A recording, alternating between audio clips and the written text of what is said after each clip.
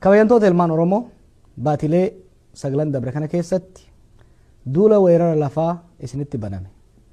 Ka sanyiidhaan lafarraa buqqaasanii biyya teessan irratti fi abbaa ta'a isin immoo ala bulaa ashkaraa fi godaantutti isin jijjiiruudhaaf isinitti labsame ofirraa qolachuudhaaf baddaa lagaan kaabaa kibbaan bahaa dhihaan baatanii falmachaa turuun keessan ni beekama.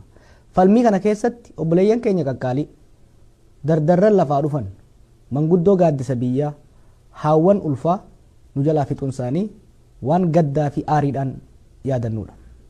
Yeroo kana keessatti wareegama qaqqaalii kanas yoo kafalle injifannoo cucculuqaa argachuu dandeenya jirra. Tokkummaa Oromoo diinni fi jallaan keenya shakkaa ture san kan sibiilarra cimtuu taate ta'uu isii mirkaneessuun danda'amee jira.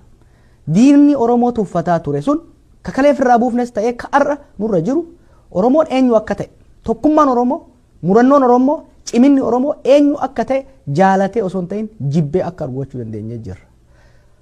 Abbootii irree likkii isin galchina jaan likkii galchuun danda'amee jira.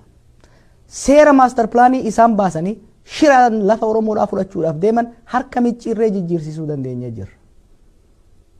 Seera magaalotaa ka Oromoo magaalaa keessaa dhabamsiisuudhaaf lafa kaa'ame jijjiirsisuun danda'amee jira. Qormaata biyyoolessaa ka ilmaan Oromoodhaa yuunivarsiitii irra hambisuudhaaf itti qophaahamaa ture haysiisuun danda'amee jira. Kana qofaa miti. Addunyaa irratti dhimma Oromoo irratti addunyaa gurra cufattee jirtu san gurra banattee Oromoof Oromiyaa akka dhaggeeffattu dirqisiisuun danda'amee jira. San bira dabarree uummattoota Itoophiyaa kan yeroo dheeraadhaaf cunqursaa jala taa'ee cunqursaan akka waan hiree wajjin dhalateetti fudhatee oggolee jiraachuu abdii kennuu dandeenyee jirra. Mootummaa kana laaffisuudhaan tarsiimoo fi tooftaa qabsoo haaraa biyya saniidhaaf fiduudhaan yeroo ammaatti uummattoonni Itoophiyaa kaabaa kibbaan bahaa dhiyaan mirga isaaniitiif akka falmatan gochuun danda'amee jira. Kun injifannoo ilmaan Oromoo bakka jiranitti ittiin boonuu qaban, mataa ol qabatanii ittiin deemuu qaban, wareegamtoota keenya yaadannee ittiin dhaadachuu qabnu ta'uu wal yaadachiisuu barbaanna. Baatii sagalan kanatti bakka adda addaatitti bifa adda addaatiin qabsaafamaa ture. Guyyaan Oromoon Oromiyaan hundi isii sagalee takkaan bakka tokko hafuura takkaan dhaadannoo takkaan ejjannoo takkaan ol baatee eenyummaa ofii itti agarsiifannu tokkummaa keenya deebinee itti mirkaneeffannu cimina keenya jabina keenya alagaa fi firallee itti barsiifnu dhufee jira.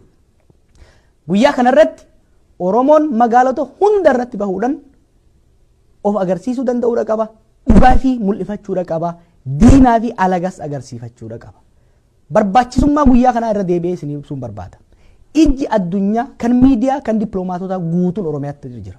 Mootummaan biyya bitaa biyya dhiitaa jirus humni Oromoo hagam takka jabaatti kan jiru madaaluudhaaf qophaa'ee jira. Bor yoo milkoofne injifannoo as dhiyeessina. Sodaannee fanfacaanee duubatti yoo kaafnu taate immoo rakkoo ofirratti uumna. Qabsoo boruu kana keessatti wantoota takkaa lama wal yaadachiisuu qabna.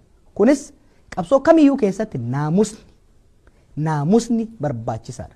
Naamusa hoggaa jennu disipiliin hoggaa jennu tokkummaadhaan socho'u harka wal qabatanii wal bira osoo hin fiigin socho'u qajeelfama qindeessitootaan kennamu fudhatanii deemu guyyaa boruutiif qabsoon guutuutti kan nagaa akka ta'u jala sararamee jira. Kana jechuun karaa cufuun hin jiru, dalloo diiguun hin jiru. Guyyaa boruutiif beeka. Obsa guyyaa tokkichaa kanaan eenyummaa keenya murannoo keenya agarsiifnee galuudha qabna. Waan amma waliin jenne kana mootummaa Itoophiyaatiif ifatti gara miidiyaatiif keessaan immoo gara manguddoo biyyaatii fi dippiloomaatotaan dabarsinee jirra. Waan isin beeynuuf ummata keenya waan amannuuf waan abdannuuf naamusa jenne kana eegee akka hirmaatu waadaa seennee jirra. Gara mootummaatiin tarkaanfii humnaa akka hin fudhanne akeekkachiisa nuti kenneen dabre manguddoonni illee itti waywaataniiru warri biyya alaatillee waadaa seensisuuf yaalanii jiran. Nuti waadaan cabsinu. Oromoon waadaan cabsu. Yoo mootummaan waadaa kan cabsu taate immoo kara tarkaanfii itti aanutti dabruudhaaf deemna. Mootummaa Oromiyaatii fi dhaabbata Dimookiraasummaa Oromootiif ergaan dabarsuu barbaada. Ilaalcha siyaasaa ayidiyoolojii garaagaraa qabaachuu dandeenya. Dhalootaan bakka adda addaati irraa dhufuu dandeenya. Wanni nu walitti qabnu jirti garuu sunis Oromummaadha. Qabeenyi nu walitti qabnu Oromiyaadha. Mootummaan ni dhufa ni dabra. Hogganaan ni dhufa ni bu'a. Wanni bara baraan jiraatu eenyummaa teenya Oromummaa teenyaa fi biyya teenya Oromiyaadha. Biyya san tursiisuu keessatti ummata keenya bilisoomsuu keessatti aguma qabsaa'onni alaa qabsaa'an bosona keessaa qabsaa'an dargaggoonni dirree keessaa qabsaa'aa jiran isinis warri mootummaa keessa jirtan yeroon itti gumaata baaftan as gahee jira. Gumaata kana keessaa tokko lama isiniitu qaba. Tokko hiriira kana irratti qajeelfamni kamiyyuu gubbaarraa yoo kan isinii kennamu taate ummata keessan irratti dhukaasu ummata keessan miidhurraa akka of qusattan maqaa Oromootiif maqaa Rabbiitiin isin gaafanna. Beekadhaa mootummaan ni dabra nuti warri irra dubbannus ni dabarra. Garuu ummata keessa kan jiraatu ka ummata wajjin jiraatu ifiifuu yoo duutanii dabartan fiixaan keessan ilmaan keessan kan yaadataman hawaasa isin keessa jiraatan saniini.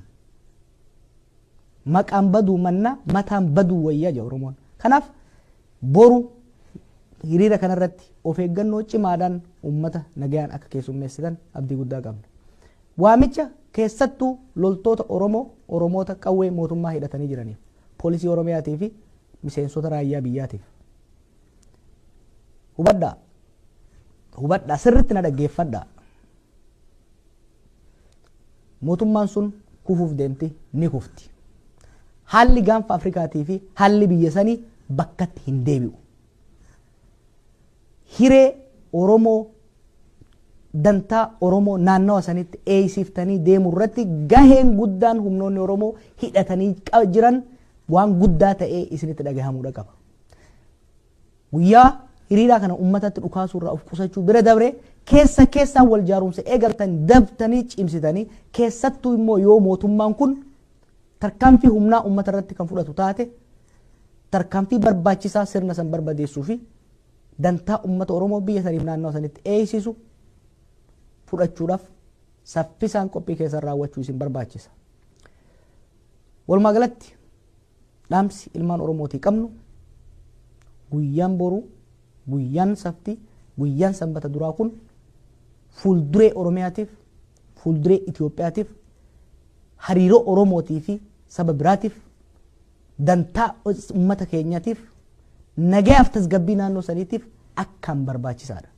Nuti Oromoon dhugaa qabna, haqaaf falmanna, tarsiimoo masa qabna, tokkummaadhaan qabsoomna, ni injifanna, tokkummaadhaan baha goobaan gala injifannoon teessan.